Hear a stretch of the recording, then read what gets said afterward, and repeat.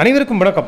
பாரத பிரதமரின் personal mobile number மற்றும் மின்னஞ்சல் முகவரியும் சமூக வலைதளங்களில் பரவுவதாக செய்திகள் வருகின்றன. இவை உண்மையான நம்பர்கள் தானா அல்லது முகவரிகள் தானா என்ற சந்தேகங்களும் எழுகின்றன. அந்த நம்பரை டயல் செய்து பார்த்து சோதனை செய்தவர்களுக்கு PM மோடிஜி என்று வருவதாக சொல்கிறார்கள் ட்ரூ கால்களில். அந்த நம்பரை இங்கு நலங்கருதி நாங்கள் சொல்ல விரும்பவில்லை. மட்டுமல்ல, ஐடியும் கசிந்திருப்பதாக சொல்கிறார்கள். இது கடந்த ஓரிரு தினங்களுக்கு முன் பாரத பிரதமர் தனது தொகுதியான வாரணாசிக்கு சென்று வேட்புமனு தாக்கல் செய்திருக்கிறார். அதில் கொடுக்கப்பட்ட விவரங்கள் அனைத்தும் கசிந்ததாக சொல்லப்படுகிறது. அதில் குறிப்பிடப்பட்டிருக்கும் விவரங்களை பார்த்தால் அனைவரும் ஆச்சரியப்படுகிறார்கள்.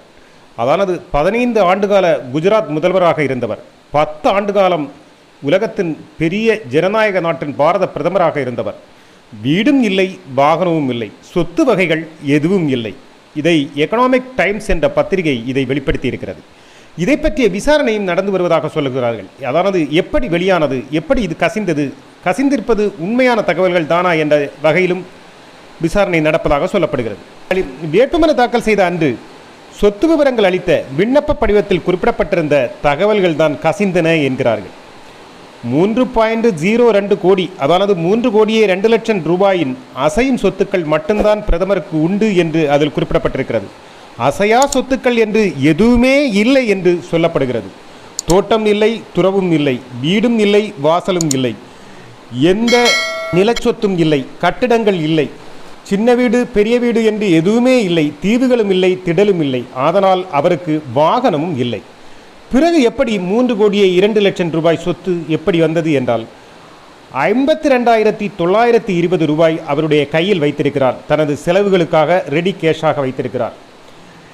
மற்றும் SBI, அதாவது ஸ்டேட் பேங்க் ஆஃப் இந்தியாவில் 2 கோடியே 85,60,338 ரூபாய் முதலீடு செய்திருக்கிறார். கூடவே 2,67,750 ரூபாய் மதிப்பிலான 4 மோதிரங்களும் அவருக்கு சொந்தமாக இருப்பதாக குறிப்பிடப்பட்டிருக்கிறது. இதுதான் அவருடைய சொத்துக்கள், அதானது அசையும் சொத்துக்கள். அசையா சொத்துக்கள் என்று எதுவுமே கிடையாது.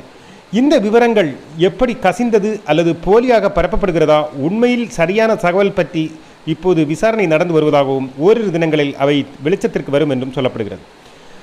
இந்த சொத்து விவரங்கள் உண்மை எனில் என்ன மனிதர் இவர்? நம்மூர் அரசியல்வாதிகளுக்கு ஒரு வெளிநாட்டு பயணத்துக்கான காசு கூட இல்லை, ஆனால் மக்கள் சேவையே மகேசன் சேவை என்று கருதுகிறாரோ என்னவோ. உண்மையில் ஆச்சரியமாகத்தான் இருக்கிறது. ஆச்சரியப்படாமல் இருக்கவும் முடியவில்லை.